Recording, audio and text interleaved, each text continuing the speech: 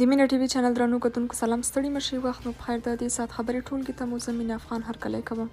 صالح وایي ښکاري چې عمران خان پوځ سره له اړیکو توبه ویستي. امرالله صالح په خپله تازه ټویټ کې ویلي عمران خان په یوه تازه اردو پیغام کې د پاکستان پوځ د چنګیز سره پرتله کړی دی چې وژنې، شکنجه او تخریب د خپلو موخو لپاره کاروي.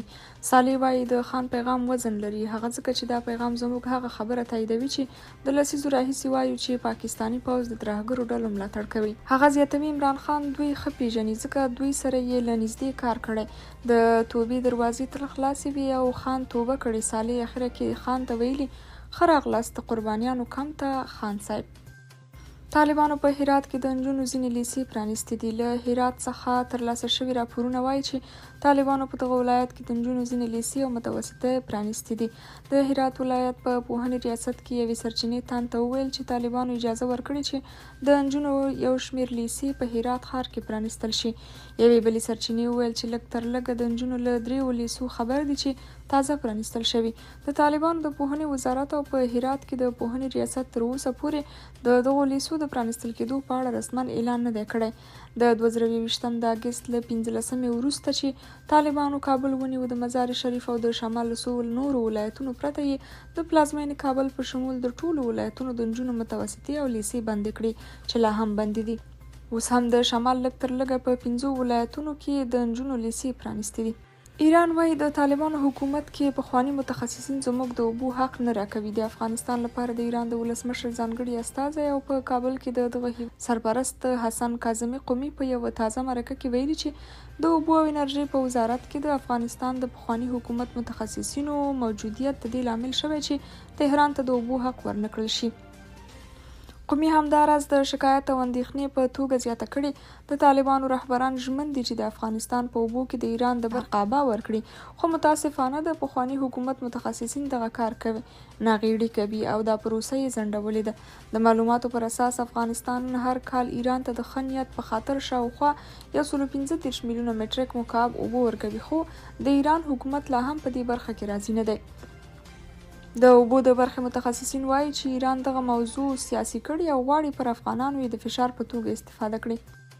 هند کې د افغانستان په سفارت د طالبانو کودتا ناکامه شوه. هندوستان ټایمز رسنۍ لیکلي طالبانو غوښتل د قادر شاه په نوم حقاني شبکې ته نږدې یو کس د برحاله سفیر پر ځای چې په رخصتۍ او له هند څخه وتلی و شاردافر مقرر کړي، خو ډیر ژر یې دغه هڅه ناکامه شوه. رسنۍ لیکي کله چې برحاله سفیر فرید مامونزه د کورنۍ ملاقات لپاره له هند وتلی و، قادر شاه د حقاني شبکې په ترو طالبانو سره اړیکه نیولې وه او د اپریل په 25 امیر خان متقي هغه په یو مکتوب کې شاردافر ټاکلی و. هغه لیکلي و قادر شاه چې تر دې وړاندې ګیره خریله او منظمه دریشي اغوسته، تر دې پټې معاملې وروسته یې ګیره پرې ایښې وه او کالي به یې اغوستل.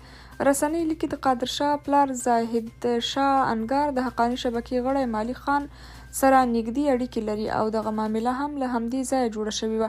هند طالبان په رسمیت نه پیژني او له همدې وجې د طالبانو استازي ته هم د افغانستان د سفارت لپاره یا سپارلو لپاره ډډه کوي او فرید مامونزه به خپلې چارې د پخوا په څیر پر مخ وړي. قادر شاه د جمهوریت پر مهال د ملي امنیت شورا کې د محمد حنیف اتمر ویاند و.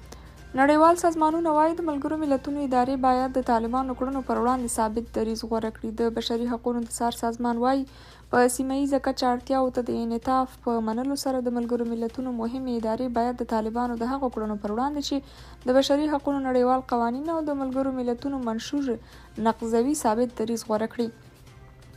دغه سازمان د دوشنبې په ورځ په اسیا کې د بشري حقوقو د څار سازمان د مرستیالې پاټریشیا ګاسمن په حواله په یو راپور کې ویلي چې د ملګرو ملتونو وروستۍ څرګندونې د دې سازمان د ادارو ترمنځ د ګډوډۍ او نه همغږۍ د تورونو لامل شوي دي.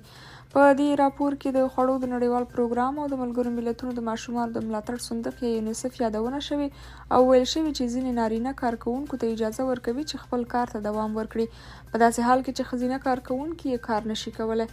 د بشري حقوقو د څار اداره وایي د راپورونو له مخې په دوحه کې د ملګرو ملتونو د ځانګړي استازو په وروستۍ غونډه کې پر دې هوکړه شوې چې د بشري حقوقو په برخه کې تر پرمختګ پورې به د طالبانو له رسمیت پیژندلو پرته ورسره تعامل ته دوام ورکوي. روسیې پر کیف د توغندیو نور پراخ بریدونه کړي. د اوکراین پر پلازمینه کیف نور هوایي بریدونه شوي. په دغو بریدونو کې توغندي او چاودیدونکي ډرون دواړه کارول شوي.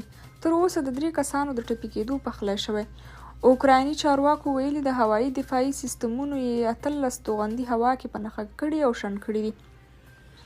روسیې په وروستیو اونیو کې یو ځل بیا پر کیف بریدونه ډیر کړي او دا په دې لړ کې روانه میاشت پر دغه ښار 8 هوایي برید و. دا په داسې حال کې ده چې اوکرایني ځواکونه ظاهرا د دغه هیواد سویل کې ځوابي عملیاتو ته چمتووالی کوي.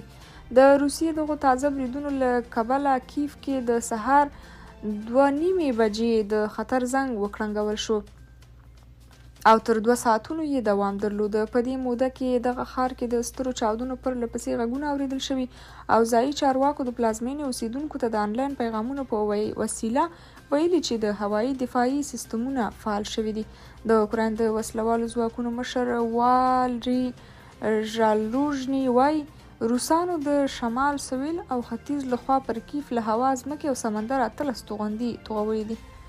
بېوزلي او وچکالي راپور وایي د افغانستان 2/3 برخه وګړي بشري مرستو ته اړتیا لري. د سره صلیب او سرې میاشتې نړیوال فدراسیون یا IFRC وایي داسې مهال چې په افغانستان کې د اقتصادي زوال 2م کال دی او وچکالي هم پیل شوی، روان کال د دې هیواد 2/3 برخه وګړي بشري مرستو ته اړتیا لري. د سره صلیب او سرې میاشتې نړیوال فدراسیون یا IFRC په یو نوي راپور کې ویلي د افغانستان له 34 ولایتونو په 33 کې خلک بیړنۍ مرستو ته اړتیا لري چې ښایي دا هیواد له څومره پراخ بحران سره مخ دی. دا راپور چې تېره شپه ناوخته خپور شو پکې لیکل شوي داسې مهال چې په افغانستان کې د اقتصادي زوال 2م کال دی، د دې هیواد 2/3 وګړي بشري مرستو ته اړتیا لري او په ټول افغانستان کې په ټولیزه توګه د خلکو اړتیاوې زیات شوي. د سره صلیب او سرې میاشتې نړیوال فدراسیون په راپور کې زیاته شوي روان بحران پرله پسې وچکالي په بېلابېلو سکتورونو کې د بشردوستانه اړتیاوو ډېرېدو، پاکو اوبو ته د خلکو د لاسرسي کمېدو او په روغتیایي برخه کې د ضرورتونو ډېرېدو لا پسې زیات شوي دي. امریکا کې په ډزو کې ګڼ شمېر کسانو ته مرګ ژوبله اوښتې. د امریکا په نیو مکسیکو ایالت کې د یو 18 کلن هلک له لوري د ډزو په پیښه کې 3 تنه وژل شوي او 6 نور ټپیان دي. پولیسو ویلي بریدګر چې پولیسو سره په مخامخ ډزو کې وژل شوی، خپل ګاونډ کې پر 6 کورونو او 3 موټرو ډزې کړي چې له امله یې په ټپیانو کې 2 پولیس هم شامل دي. هغوی زیاته کړي چې دې بریدګر کوم خاص هدف نه درلود، ځکه نه ښوونځي ته تللی، نه کلیسا ته او نه یې څوک ځانګړي په نښه کړي، بلکې هر څه چې مخې ته ورغلي ډزې یې پرې کړي. پولیسو ویلي چې د برید د انګیزې په اړه یې څېړنې پیل کړي او د نوموړي له کورنۍ سره به هم په دې اړه خبرې اترې وکړي. درنو کتونکو، د دې ساعت خبرونه تر همدې ځایه تر بیا د خدای په امان ښې شېبې.